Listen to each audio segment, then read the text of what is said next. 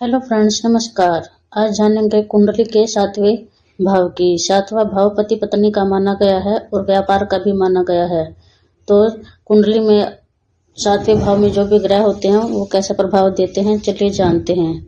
जन्म कुंडली का सातवां घर है आपके जीवन साथी का, जिसमें बैठकर ग्रह देते हैं ऐसे परिणाम। आपके जीवन साथी का व्यवहार जन्म कुंडली के सातवें घर से जुड़ा है। अगर सातवें घर में शुभ ग्रह बैठे हों अथवा शुभ ग्रहों की दृष्टि हो तो शुभ प्रभाव के कारण पति पत्नी के बीच रिश्ता सुखद रहता है।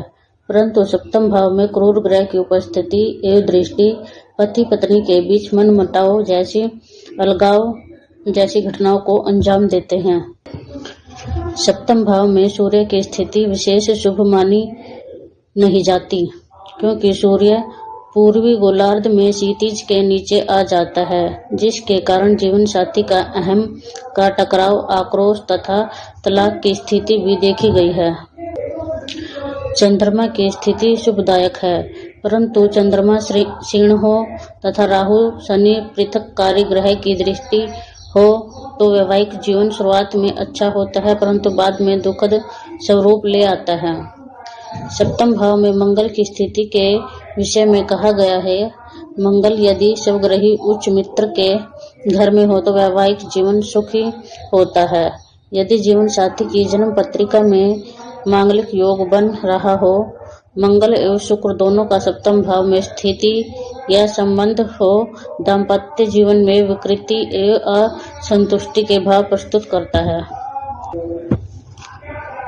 वहीं सप्तम भाव में बुध की स्थिति बौद्धिक जीवन साथी से संबंध बनाने में पूर्णतः सक्षम है, परंतु बुध नपुंसक ग्रह होने से वैवाहिक सुख में कमी लाता है।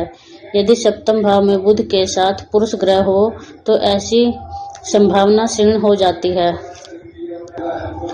सप्तम भाव में गुरु की स्थिति सुंदर एवं सुखी वैवाहिक जीवन को आगे बढ़ाती है, परंतु गुरु नीचस्थ या शत्रु क्षेत्रीय हो तो यदा कदा मनमुटाव होता है, फिर भी शुभ माना गया है।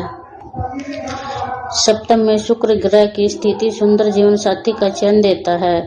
यदि शुक्र जन्म पत्री में अच्छे भाव का कारक हो तो भौतिक ऐश्वर्य को प्रदान करता है, लेकिन सप्तमें शुक्र से छठे या आठवें भाव में हो तो सुख में न्यूनता देखी गई है। सप्तम भाव में शनि एवं राहु की उपस्थिति विद्वानों ने अच्छा नहीं कहा है। विवाह में बाधा एवं विलंब ये दोनों ग्रह प्रस्तुत करते हैं। शनि राहु जैसे पृथकतावादी ग्रह जीवन साथी को मध्य रिक्तता का भाव रखते हैं, चाहे वह विचारों का हो या जीवन शैली का हो। विवाह से पूर्व गुण मिलान के साथ साथ ग्रह मिलान भी अवश्य करना चाहिए, क्योंकि ग्रहों का सामंजस्य होने पर ही पति पत्नी एक दूसरे के जीवन भर मित्र बने रहते हैं। तो ये थी कुंडली के सप्तम भाव की कुछ विशेष जानकारी। लेकिन फ्रेंड्स, इनके अलावा दूसरी परिस्थितियां भी देखी जाती हैं, तभी अच्छे तरीके से निष्कर्ष निकाला जाता है।